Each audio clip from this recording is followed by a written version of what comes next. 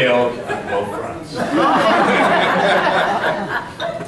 We gather here today to celebrate a very special event, the 50th or golden wedding anniversary of our DiManno. Achieving this incredible milestone is so special because it's such a rare event. According to the U.S. Census, only 5%, or 1 in 20 married couples, will reach this milestone. Just like preparing a world-class meal, you need to start out with the best ingredients, and it didn't hurt that this marriage started out with two very special people. So I'd like to start with DiManno, the man we affectionately call the big guy. Big Guy has always been an outstanding father, but growing up he shattered my notion of what fatherhood is all about. Like many people in my generation, I grew up watching reruns of Leave It to Beaver. Ford fathered his children by imparting wisdom through stories, parables, and long talks at the end of the day, seemingly solving all the Beaver's daily problems. I found that the big guy didn't quite fit this archetype of parenting. This became apparent one day on the playground of my elementary school. I overheard my fellow fifth graders saying a number that made everyone laugh and giggle with delight. Unbeknownst to me, this two-digit number turned out to be a certain sexual euphemism. Yeah, that number. I was completely befuddled why this two-digit number worked like magic to make all the other kids laugh with delight. I went home and I asked my mother what the special number means. She quickly punted to my father. Finally, a day or two later, as I was mowing the lawn on under the big tree in the front yard, there emerged the big guy.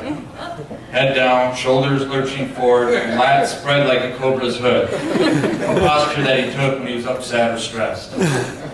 He gently placed his arm around my shoulder and said, "So you asked your mother what this means?" I said yes, as I anxiously waited for enlightenment like Buddha under the Bodhi tree. Big Guy then responded, "Well, it's kind of a sexual thing." I began to giggle uncontrollably. Big Guy then continued, "It's kind of when the guy talks to the woman's end and the woman talks to the left." You understand? Still giggling, I said, "No, I don't know what you're talking about." So he turned around and went back in the garage. Now, this wasn't exactly the Ward Cleaver speech that I was expecting. However, I think even Ward would have trouble explaining that one.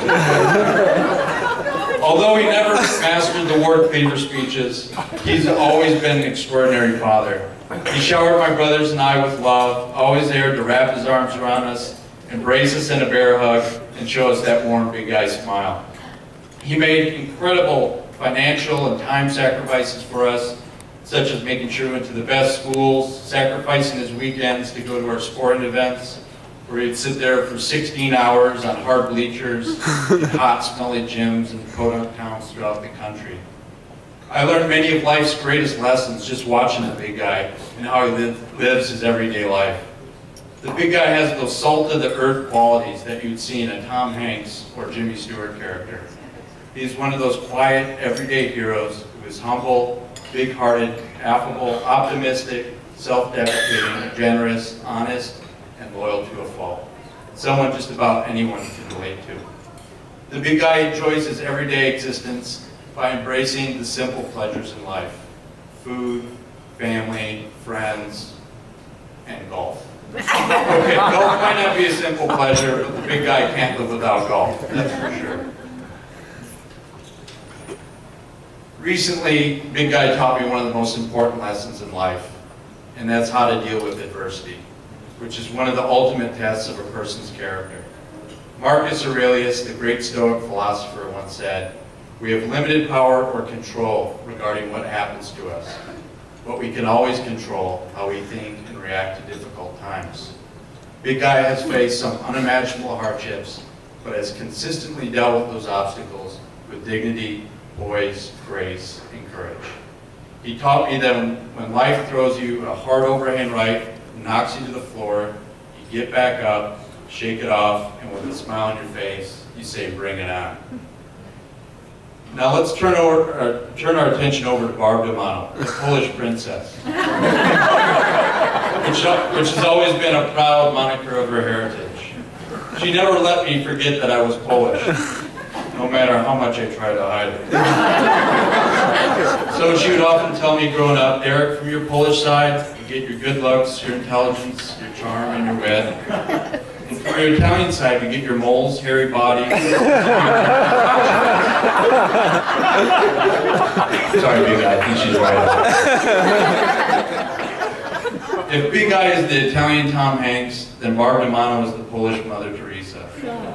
Her modus operandi has always been expressing limitless amounts of empathy, selflessness, thoughtfulness, kindness, and compassion. She has routinely delivered quiet, random acts of kindness long before the phrase became in vogue. She has devoted most of her life to helping people, especially kids, animals, and people typically labeled as underdogs. She has volunteered thousands of hours of her adult life, including but not limited to working with orphans, teaching illiterate adults to read, teaching English and life skills to recent American immigrants, and she has handed out thousands of free books to unsuspecting children. As many of you already know, my mother currently works with special needs kids. My brother Mike has always said that she developed her knack of working with special needs kids through the many years of raising my brother Mario. However, I don't believe this is 100% true. I think these traits that are essential for a profession, such as patience, kindness, and empathy, are just interwoven in her DNA. If you can picture her compassion for complete strangers, then you can only imagine how she is with her own family. Just as Jesus had St. Peter as his rock, our family has St. Barb. She is the family nucleus and serves as our support system. Without her, my father, brothers, and I would be lost. She always has been our mediator, counselor, advocate, and in-home sage. If you're facing adversity, there's no one on this planet that you wouldn't want more than Barb DiManno in your corner. She will fight for you with relentless energy and passion. This quiet, diminutive Polish princess will turn into a tenacious firecracker and become your greatest ally or advocate, and help you overcome the most insurmountable odds. If you're feeling down or in a quandary, she will impart her limitless tidbits of wisdom and sage advice. Her words have always had the power to heal your soul. The lesson that we learned from these two fine people is that the recipe for a long and happy relationship is not a complex one. You just take two salt-to-the-earth people who are naturally loving, caring, humble, and embody the qualities of basic human goodness, mix in some healthy personality differences, and top it off with generous amounts of mutual love, adoration, and respect. And you get a recipe for 50 happy years. Mom and Dad, both of you have been and always will be my two biggest heroes. I love you with my whole heart and soul. And I wish you many years of happiness together and look forward to being up here again at your 75th wedding anniversary.